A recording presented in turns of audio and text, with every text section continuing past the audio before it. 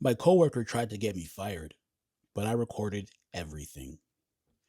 I've been at my job for 4 years, and in that time, I'd never really had issues with anyone. I'm not the office social butterfly, but I'm friendly. I do my work, I help when I can, and I go home. Simple, peaceful, productive. And then our department hired Hannah. At first, she seemed nice, quiet, polite, eager to learn. I actually went out of my way to help her settle in. I gave her tips about our systems. I showed her where files were kept. I even helped her understand our manager's expectations because he isn't the clearest communicator. In hindsight, that was my mistake. About 2 weeks into her training, little odd things started happening. Tasks I completed would be mysteriously missing. Emails I knew I sent suddenly weren't in the thread.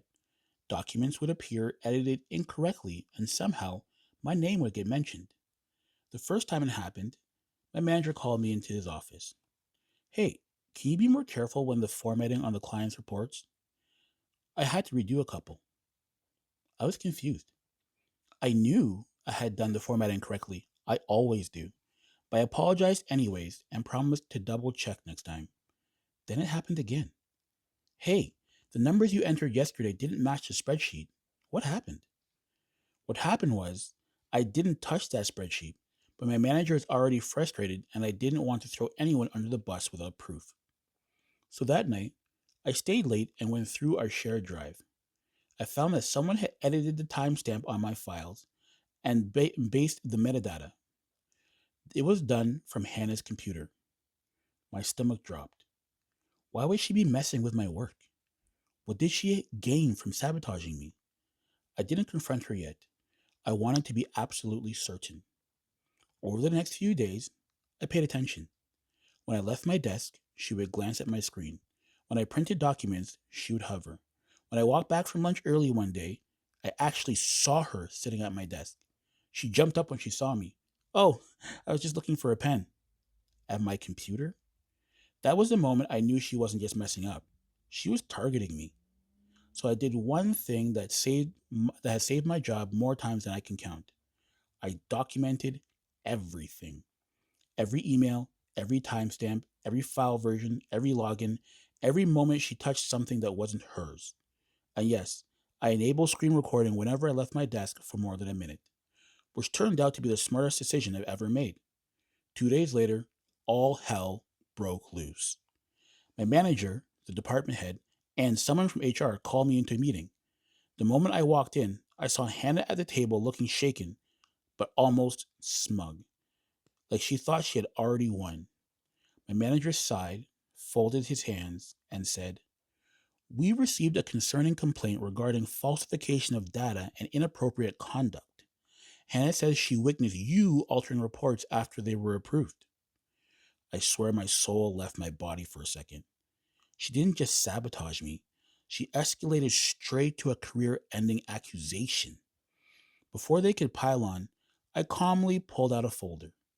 Before we go any further, I'd like to submit evidence. I handed HR my printed log, timestamps, file histories, device IDs, differences in metadata, screenshots showing edits from her IP, and a list of file versions that had been overwritten. Then I said, I also have screen recordings. The room went silent. My manager blinked. Screen recordings?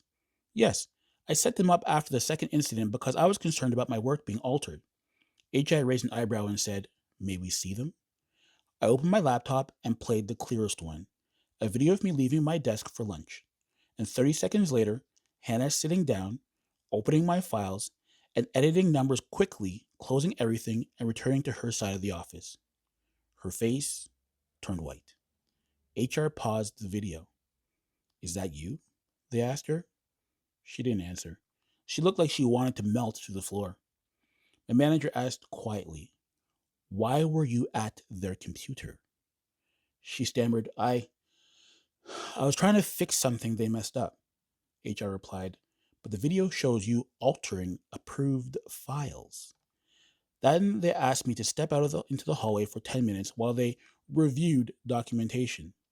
10 minutes felt like an hour. When they finally called me back in, Hannah was gone.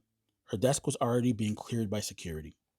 HR apologized for the confusion, for the stress, for the accusations. My manager apologized too. He looked embarrassed. We should have verified things more carefully. You've always been reliable. Not only was I cleared of everything, they thanked me for handling the situation professionally. But the story wasn't over yet.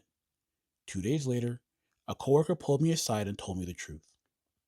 Hannah had been trying to secure a promotion quickly, and in her twisted logic, she thought making me look incompetent would open a spot for her. She told another employee she was going to prove she was better than everyone else by exposing weaknesses on the team. Except, I didn't have any weaknesses to expose. She tried to create them. The aftermath? HR banned her from returning to the building. All of her access was revoked, and several new security policies were created because of what she did. As for me, I got a raise 6 weeks later. Not because of the incident, but because my manager said, "You've proven you're thorough, reliable, and able to handle pressure with integrity." Nowadays, I don't leave my desk unattended without locking it. I don't trust people just because they smile. And I document everything. Because you never know who's watching you work or who's trying to take it from you. After the dust settled, I found myself thinking about the entire situation far more than I expected. Not in a dramatic way, just in that quiet, reflective way where you realize someone else's darkness had seeped into your life without noticing. I kept replaying the little moments I'd missed. How Hannah would always glance at me when our manager praised my work.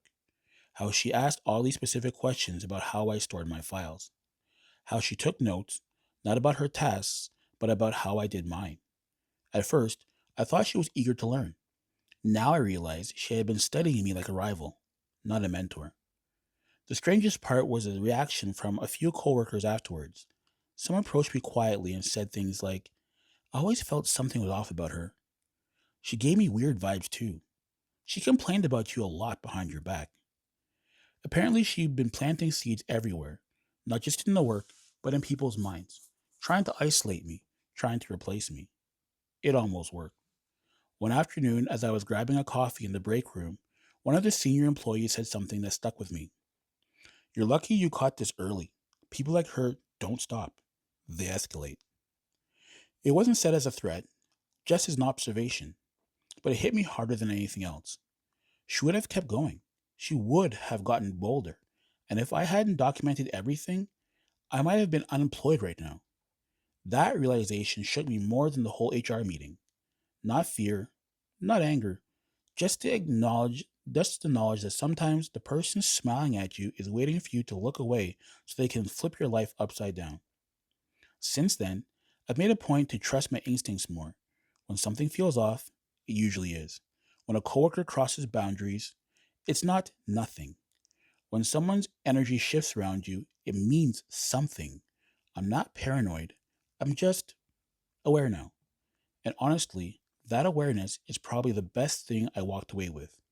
Because at the end of the day, the truth is simple. People reveal themselves, always. You just have to be paying attention.